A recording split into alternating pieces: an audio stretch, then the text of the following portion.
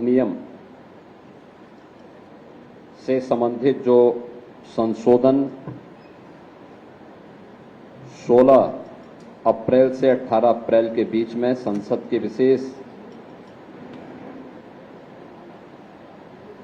अधिवेशन के दौरान जो दृश्य देश की संसद में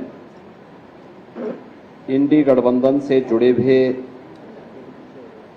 सभी यूपीए के घटक दलों का रहा है, उस आचरण पर आयोजित आज के इस विशेष प्रेस वार्ता के लिए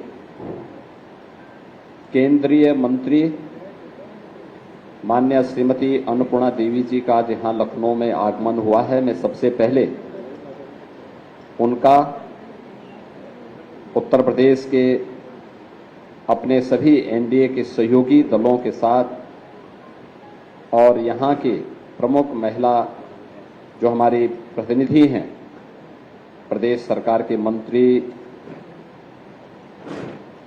प्रदेश सरकार में विभिन्न आयोग और बोर्डों के अध्यक्ष, अन्य पदाधिकारी, अन्य जनप्रतिनिधियों की ओर से मैं उनका हृदय से स्वागत करता हूं। मैं इस विशेष पीसी में आप सबका भी स्वागत करता हूं। मित्रों, हम सब इस बात को जान रहे हैं कि प्रधानमंत्री मोदी जी ने 2014 में देश की सत्ता जब अपने हाथों में ली थी, तब उन्होंने देश के अंदर एक बात बहुत स्पष्ट की थी। उन्होंने कहा था देश के अंदर 4 ही जातियां हैं, एक नारी है, एक गरीब है, एक युवा है और एक किसान है। भारत को कमजोर करने की नीयत से जिन लोगों ने जातिवाद के नाम पर अपने स्वयं के परिवार का भरण पोषण करके उनके लिए देश को लूटा है, स्वाभाविक रूप से उनके लिए यह एक चुनौती थी और चेतावनी भी। और इसीलिए उन्होंने हमेशा किसी भी ऐसे प्रोग्रेसिव कदम का जो प्रधानमंत्री मोदी जी के नेतृत्व में जब भी उठा है, कांग्रेस और उसके जितने भी पार्टनर हैं, उन सब ने हमेशा उस प्रोग्रेसिव सोच को और देश के हित के लिए उठाए जाने वाले कदम का विरोध करते रहे। आज के जो पीसी है, यह विशेष रूप से नारी शक्ति वंदन अधिनियम के दृष्टि से क्या कुछ हुआ और पब्लिक रिएक्शन क्या है, इसके बारे में आहूत की गई है। मित्रों, हम कह सकते हैं आधी आबादी के मन में विपक्ष के इस नारी विरोधी आचरण के बारे में भारी आक्रोश है और वह आक्रोश कांग्रेस और इंडी गठबंधन के सहयोगी दल समाजवादी पार्टी, आरजेडी,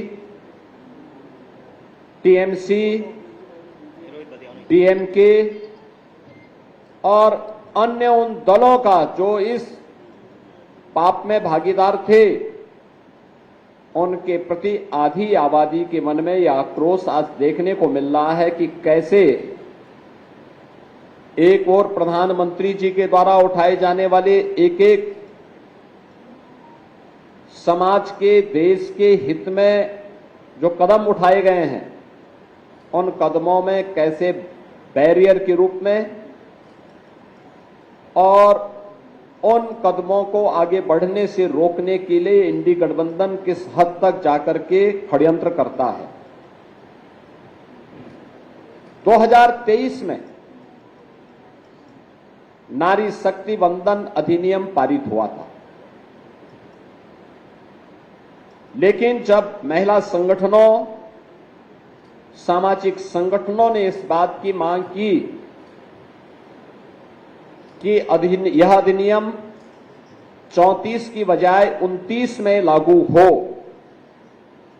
तो उनकी मांग के अनुरूप प्रधानमंत्री जी ने सभी पक्षों से विचार विमर्श करने के उपरांत यूनियन गवर्नमेंट नारी शक्ति वंदन अधिनियम 2023 में आवश्यक संशोधन लेकर के आई।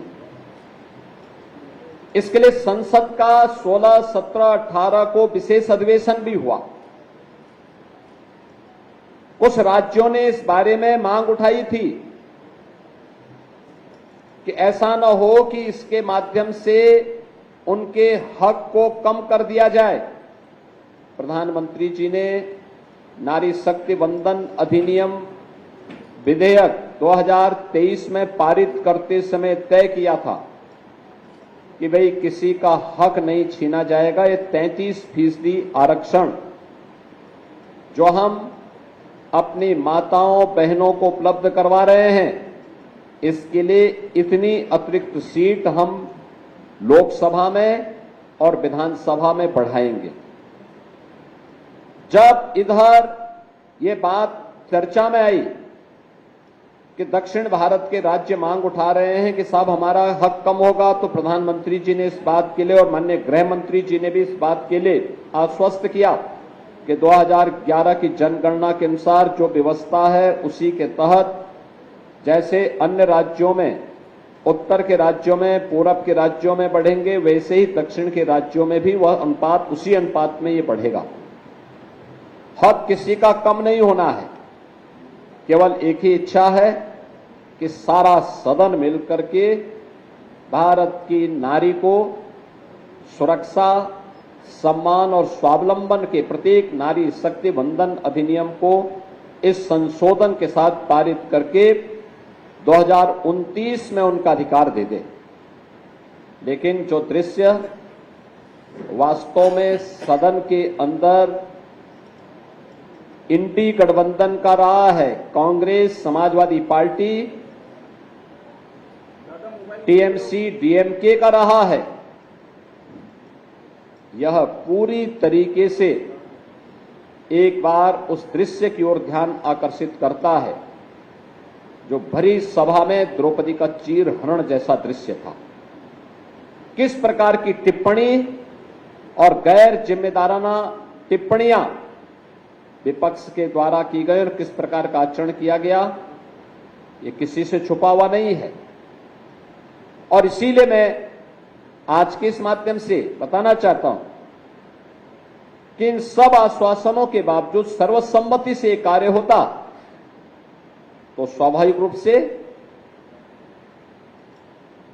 पूरे सदन को इसका श्रेय मिलता, नारी को उसका सम्मान, उनकी सुरक्षा और स्वावलंबन के लिए जो कदम उठाए जा रहे थे ये हक मिलता जो उसका स्वाभाविक अधिकार है। लेकिन इसमें जो बातें की गई, लोगों ने ऐसे मुद्दों को लाने का प्रयास किया, जैसे समाजवादी पार्टी ने उसमें मुद्दा छेड़ा कि इसमें मुस्लिम महिलाओं को आरक्षण क्यों नहीं मिल पा रहा है। देखो, ये संविधान की दुहाई देते हैं, लेकिन बाबा साहब भीमराव अंबेडकर की भावनाओं की प्रतिकूल आचरण इनका यहां पर भी देखने को मिला। याद करिए, जब भारत का संविधान निर्माण हो रहा था, उस समय संविधान निर्माण होते समय भी धर्म के आधार पर आरक्षण देने की मांग उठी थी। सर्वसम्मति से इसका वहां पर सभी पक्षों ने विरोध किया था। बाबा साहब भीमराव अंबेडकर ने इस पर बहुत तीखी टिप्पणी लिखी थी। एक बार विभाजन हो गया है, भारत दूसरे विभाजन के लिए तैयार नहीं हो सकता। लोक पुरुष सरदार वल्लभ भाई पटेल ने विरोध किया। उस समय के संविधान निर्माण समिति से जुड़े हुए सभी सदस्यों ने इसका पुरजोर विरोध किया, लेकिन समाजवादी पार्टी और उनके जो अन्य सहयोगी हैं कांग्रेस की उस रणनीति में मैं पूछना चाहता हूं कांग्रेस से, समाजवादी पार्टी से,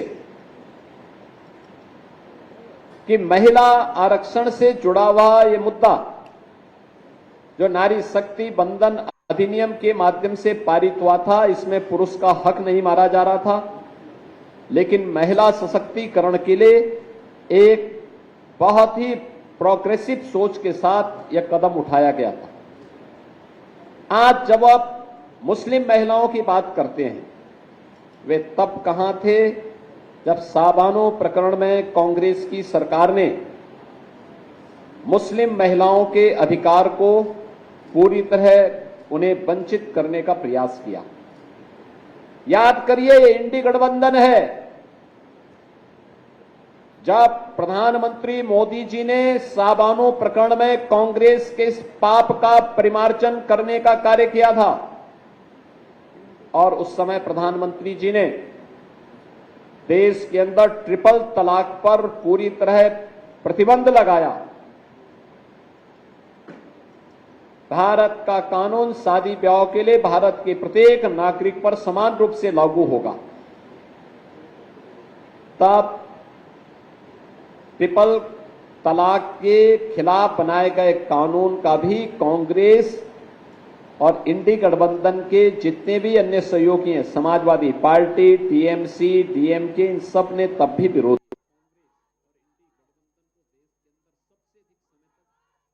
किया था। यह इनका दोहरे आचरण को प्रदर्शित करता है। ऐसा नहीं कि इन लोगों को देश के अंदर सत्ता में रहने का अधिकार न प्राप्त हुआ हो। आज जो लोग महिलाओं के हक की बात की दुहाई देते हैं, उनसे पूछा जाना चाहिए, कांग्रेस और इंडी गठबंधन को देश के अंदर सबसे अधिक समय तक शासन करने का अवसर प्राप्त हुआ, सबसे अधिक समय तक। लेकिन जिन चार जातियों का उल्लेख प्रधानमंत्री मोदी जी ने किया, नारी के लिए भारत की आधी आबादी, गरीब के लिए, अन्नदाता किसान के लिए और युवा के लिए, कोई भी अच्छी सोच, अच्छे प्रोग्राम, प्रोग्रेसिव सोच को कभी भी इंडी गठबंधन कभी भी आगे नहीं बढ़ा पाया, कभी नहीं आगे बढ़ाया। प्रधानमंत्री मोदी जी जब देश के अंदर 2014 में उन्होंने सत्ता संभाली थी, इसके बाद उन्होंने प्रत्येक तबके के लिए जो कार्य आगे बढ़ाए, बिना भेदभाव के, स्लोगन व्यक्ति, जाति, मत और मजहब नहीं था, क्षेत्र और भाषा नहीं थी, मुद्दा था सबका साथ, सबका विकास, सबका प्रयास और सबका विश्वास। इस सब को लेकर के एक साथ चलने की बात थी। सर्वे भवन्तु सुखिनः, सर्वे सन्तु निरामया, इस भाव के साथ उन्होंने अपने कदम को आगे बढ़ाया।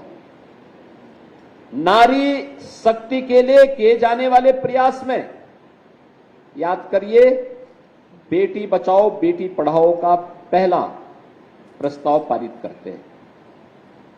बेटी की रक्षा होगी, भ्रूण हत्या नहीं होगी, लिंगानुपात अगर कहीं विषम है उसको सही करेंगे। देश के अंदर उन्होंने इसको लागू किया। मातृवंदना योजना, मातृत्व रक्षा के साथ जोड़ने का कार्य किया। बेटी गर्भ में भी सुरक्षित रहेगी और उसका बाहर आने पर उसका टीकाकरण हो, इसके लिए भी उन्होंने इंद्रधनुष जैसे प्रोग्राम चलाए। परिणाम क्या रहा? मातृ मृत्यु दर और शिशु मृत्यु दर में बेहतरीन रिजल्ट सामने आए। ये कदम प्रधानमंत्री जी के द्वारा उठाए गए उन कदमों का हिस्सा है। बेटी को शिक्षा में अधिकार मिलना चाहिए। जब डबल इंजन की सरकार उत्तर प्रदेश में आई, हम लोगों ने मुख्यमंत्री कन्या सुमंगला योजना चलाई। बेटी पैदा होने के साथ ही उसके नाम पर एक निश्चित धनराशि उसके अकाउंट में जाती है। बेटी 1 वर्ष की होगी, सभी प्रकार के टीकाओं से आच्छादित है, एक निश्चित राशि उसके अकाउंट में जाती है। बेटी पहली क्लास 5 वर्ष की होगी और पहली क्लास में जाएगी, रजिस्ट्रेशन के साथ ही वह निश्चित धनराशि उसके अकाउंट में चली जाती है। बेटी 5वीं पास करके 6ठी में जाएगी, रजिस्ट्रेशन के साथ ही एक निश्चित धनराशि उसके अकाउंट में जाती है। बेटी 8वीं पास करेगी, रजिस्ट्रेशन के साथ ही एक निश्चित धनराशि उसके अकाउंट में जाती है। यानी जन्म लेने से लेकर के हाई स्कूल तक की पढ़ाई और उससे ऊपर की पढ़ाई के लिए 25,000 का पैकेज उस बेटी को उत्तर प्रदेश सरकार की, उत्तर प्रदेश के डबल इंजन की एनडीए की सरकार उपलब्ध करवा रही है। 26 लाख बेटियां वर्तमान में इस योजना से लाभान्वित हो रही हैं। 17 के पहले इस प्रकार की कोई स्कीम यूपी के अंदर नहीं थी। मातृवंदना योजना, जो प्रधानमंत्री मातृत्व रक्षा करने के लिए जो स्कीम प्रधानमंत्री जी ने दी, इस स्कीम के अंतर्गत हर वर्ष 500 से 600 करोड़ रुपए उन माताओं को उपलब्ध करवा रहे हैं जो सुरक्षित गर्भ जिनका रहे और आने वाली पीढ़ी सुरक्षित हो, स्वस्थ हो। वह अभियान मजबूती के साथ यूपी के अंदर, देश के अंदर वर्तमान में चल रहा है। याद करिए, महिला सशक्तिकरण के लिए अगर किसी परिवार के पास आवास नहीं है तो सबसे ज्यादा पीड़ित होती है उस परिवार की महिला। किसी परिवार के पास शौचालय नहीं है, सबसे ज्यादा पीड़ित होती है उस परिवार की महिला। जिस परिवार के पास उज्ज्वला योजना का कनेक्शन नहीं था, बरसात में या अन्य सीजन में उस परिवार को भोजन बनाने के लिए न केरोसिन उपलब्ध हो पाता था और न ही ईंधन का कोई उपलब्ध हो पाता था। भीगी हुई लकड़ी में या कोयले में भोजन बनाने के लिए मजबूर होती थी, या गोबर के गोईठे में, सूखे हुए गोबर में भोजन बनाने के लिए मजबूर होना पड़ता था। आंखों में आंसू होते थे, लंग्स खराब होता था। पहली बार हुआ देश के अंदर 12 करोड़ परिवारों के लिए एक एक शौचालय बना। इस शौचालय स्वच्छता का तो मानक तय किया ही, नारी गरिमा की रक्षा भी इस शौचालय ने की है प्रधानमंत्री मोदी जी के कारण। तमाम संक्रामक बीमारियां होती थी, इंसेफ्लाइटिस उनमें से एक है। स्वच्छ भारत मिशन के कारण आज उस बीमारी को हम नियंत्रित करने में सफल हुए। 4 करोड़ गरीबों के लिए एक एक आवास बना। हर नारी अपने बच्चों को और अपने परिवार को एक सुरक्षित छत देने में सफल हो सकती है। यह प्रधानमंत्री आवास योजना के माध्यम से आज देखने को मिला है। उत्तर प्रदेश में 65 लाख लोगों को इस सुविधा का लाभ प्राप्त हुआ। 65 लाख गरीब परिवारों को इस सुविधा का लाभ प्राप्त हुआ है। इसी प्रकार से अगर आप देखेंगे, उज्ज्वला योजना में कनेक्शन, देश के अंदर 11 करोड़ परिवार इस योजना का लाभान्वित हुए हैं और उत्तर प्रदेश के अंदर, देश के अंदर 11 करोड़, उत्तर प्रदेश के अंदर 1 करोड़ 90 लाख परिवार इस योजना से लाभान्वित हुए हैं। यानी लंग्स की बीमारी से भी मुक्ति, किसी भी सीजन में एलपीजी की समस्या नहीं होगी, इसकी भी गारंटी ये मोदी की गारंटी के तहत उन्हें उपलब्ध हो पाई। ऐसे ही घरौनी स्कीम के अंतर्गत जिस घर में, जहां पे किसी गरीब का घर ग्रामीण क्षेत्र में बनता था, वहां पे लगभग 95 से 98% लैंड एक ग्राम की आबादी की लैंड होती थी। किसी गरीब का घर उजड़ता था, दोबारा मकान नहीं बनाने दिया जाता था। दबंग लोग उस पे हावी होते थे। पहली बार भारत के इतिहास में हुआ है जब 3 करोड़ परिवारों को ग्रामीण अभिलेख, घर के अभिलेख उपलब्ध हुए हैं। उनमें से 1 करोड़ से ज्यादा लोगों को अकेले उत्तर प्रदेश के अंदर अभिलेख प्राप्त हुए प्रधानमंत्री मोदी जी के कारण। और ये जितने भी घरौनी दिए गए हैं, ये घर की महिला सदस्य के नाम पर दिए गए हैं। याद करिए, देश के अंदर 50 करोड़ लोग आयुष्मान भारत की सुविधा का लाभ प्राप्त कर रहे हैं। उत्तर प्रदेश में 10 करोड़ लोग सीधे सीधे इस योजना का लाभ प्राप्त कर रहे हैं। यानी उत्तर प्रदेश आयुष्मान भारत में 5 लाख रुपए की स्वास्थ्य बीमा का कवर। परिवार में कोई बीमार होता था, प्रताड़ित और पीड़ित महिला होती थी, लेकिन वो बेचारी जैसे तैसे कर्जा लेकर के या अपना जेवर गिरवी रख करके पहले की सरकारों में वह उपचार अपने परिवार के सदस्यों की कराती थी। आज 5 लाख का आयुष्मान भारत की गारंटी उसको मोदी जी की गारंटी के रूप में उपचार के लिए उपलब्ध हुआ है। ऐसे बेसिक शिक्षा परिषद में यूपी के अंदर 1 करोड़ 90 लाख बच्चों को 2 uniform, bag, books, shoes, socks, sweater, ये सभी उपलब्ध करवाने का कार्य डबल इंजन की सरकार उन्हें उपलब्ध करवा रही है। बेटी शादी योग्य हो गई है। मुख्यमंत्री सामूहिक विवाह योजना में बेटी की शादी के लिए 1 लाख रुपए देंगे। अब तक हम 6 लाख से अधिक बेटियों की शादी इस स्कीम के अंतर्गत कर चुके हैं। निराश्रित महिला पेंशन, वृद्धजनों के लिए, दिव्यांग जनों के लिए मिलने वाली पेंशन, किसी परिवार में दुर्भाग्य से कोई महिला निराश्रित हो जाती है, कोई महिला निराश्रित हो जाती है, बुजुर्ग हो जाती है, कोई पुरसा हाल नहीं था। आज मुझे बताते हुए प्रसन्नता है कि डबल इंजन की सरकार 1 करोड़ 6 लाख से अधिक निराश्रित महिलाओं, वृद्धजनों और दिव्यांग जनों को 12,000 रुपए सालाना पेंशन की सुविधा का लाभ उपलब्ध करवा रही है।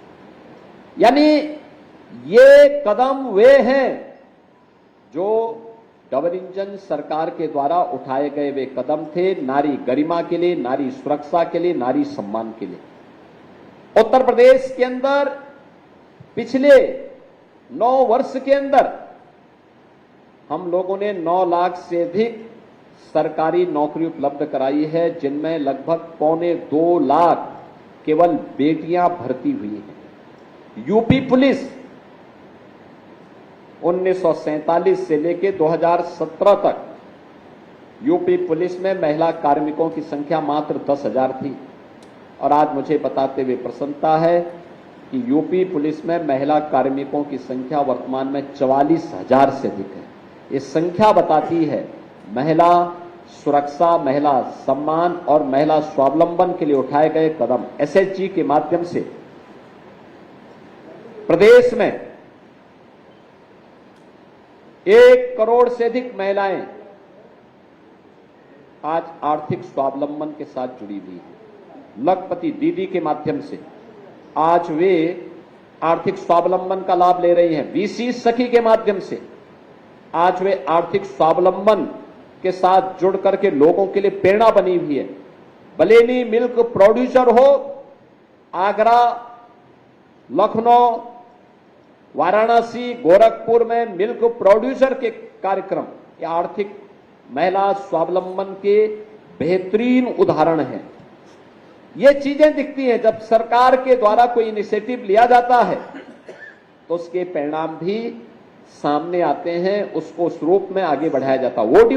ओडीओपी स्कीम के अंतर्गत, one district one product scheme के अंतर्गत वर्तमान में 96 लाख एमएसएमई यूनिट यूपी के अंदर कार्य कर रहे हैं। ये 96 लाख एमएसएमई यूनिट में कार्य करने वाली आधी आबादी महिलाओं की है। यूपी में वर्तमान में 21,000 से अधिक स्टार्टअप काम कर रहे हैं। डबल इंजन सरकार के प्रयास का परिणाम है कि आधे से अधिक स्टार्टअप हमारी नारी शक्ति के द्वारा संचालित है। पिछले 11-12 वर्ष में प्रधानमंत्री मोदी जी के नेतृत्व में कौन ऐसा सेक्टर है जिसमें महिलाओं को नेतृत्व न मिला हो? शिक्षा, स्वास्थ्य, एग्रीकल्चर, डिफेंस और जीवन के टेक्नोलॉजी का क्षेत्र हो, हर एक सेक्टर में आज ये संख्या है। और पहली बार हुआ है भारत के अंदर आजादी के बाद पहले आम चुनाव से लेकर अब तक भारत की संसद में महिला जनप्रतिनिधियों की संख्या सबसे अधिक है। ये संख्या वर्तमान में लगभग 15% है। 78 महिला एमपी वर्तमान में देश की संसद में है।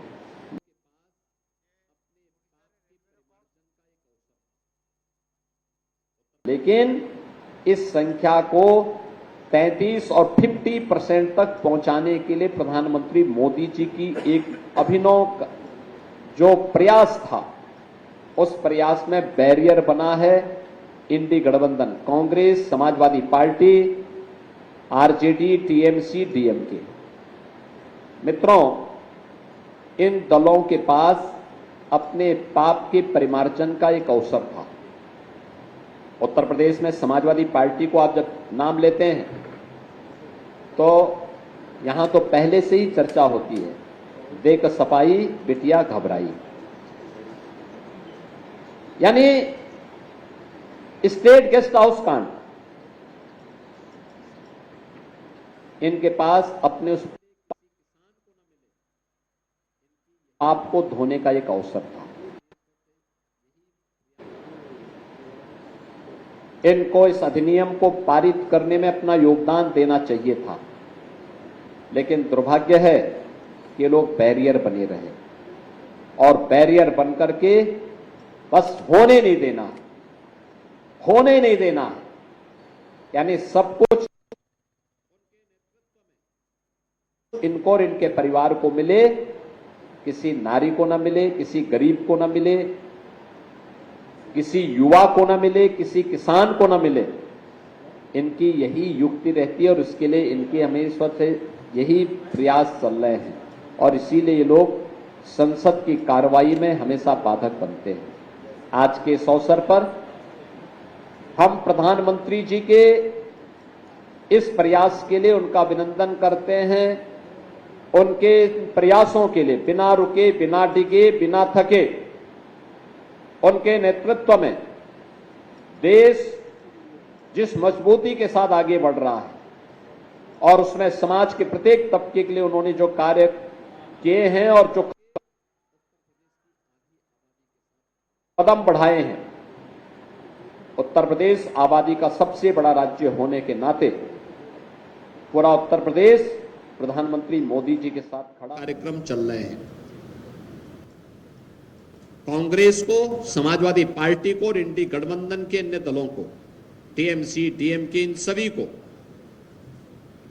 आधी आबादी से माफी मांगनी चाहिए, अपने इस कृत्य के लिए माफी मांगनी चाहिए।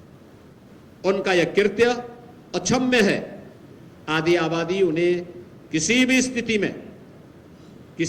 स्थिति में उन्हें माफ नहीं करने वाली है और मैं देश भर की आधी आबादी से, सभी बहनों से, सभी बेटियों से इस बारे में अपील करूंगा। यह महिला विरोधी आचरण, नारी विरोधी आचरण वास्तव में विकास को अवरुद्ध करने का है।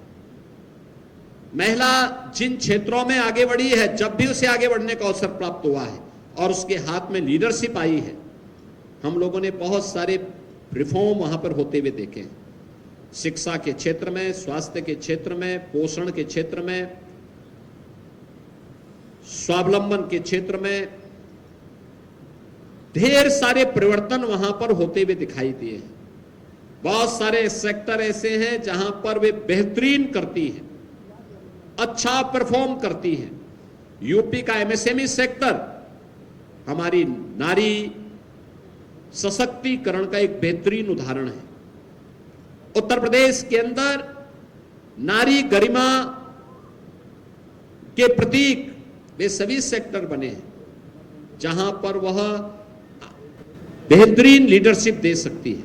और आज का यह अवसर उसी दृष्टि से अत्यंत महत्वपूर्ण है कि उनकी इस लीडरशिप को इंडी गठबंधन ने बाधित किया है, उसमें बैरियर बनी है। कांग्रेस और समाजवादी पार्टी और उनके अन्य सहयोगी दलों का यह कृत्य अक्षम्य है।